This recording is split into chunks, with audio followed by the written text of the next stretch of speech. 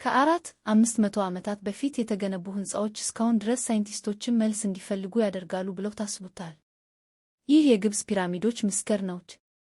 የግብፅ ፒራሚዶች በሰው ታሪክ ውስጥ ካሉት ታላላቅ የአርኪቴክቸር ስኬቶች መካከል ናቸው።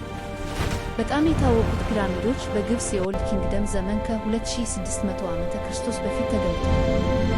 እነዚህ ታላላቅ መዋቅሮች ለኃይለኛ ፈርዖኖች እንደ መቃብር ተገንብተዋል። ከእነሱም መካከል ፈርዖን ኩፉ ይገኛል። ትልቁ ፒራሚድ የጊዛ ታላቁ ፒራሚድ ሲሆን በሚሊዮኖች የሚቆጠሩ የነጭ ድንጋዮች ተጠቅመው ተገንብቷል። እያንዳንዱም ብዙ ቶን ይመዝናል። እስከ ዛሬም ድረስ ታሪካዊዎች እነዚህን አስደናቂ ሕንፃዎች እንዴት እንደተገነቡ በትክክል ላይ ይከራከራሉ። ለመቶዎች ዓመታት ፒራሚዶቹ ታሪካዊዎችን፣ አርኪኦሎጂስቶችን እና ተመራማሪዎችን አስደንቀዋል። ብዙዎች ሺዎች የሚቆጠሩ የተሞክሩ ሠራተኞች እና መሐንዲሶች እነዚህ መንደሮች በብዙ ዓመታት ዕቅድ አድርገው እንደገነቡ ያምናሉ። ፒራሚዶቹ ብቻ መቃብር አልነበሩም፤ የኃይል፣ የሃይማኖት እና የግብፃውያን በኋላ ሕይወት እምነት ምልክት ነበሩ።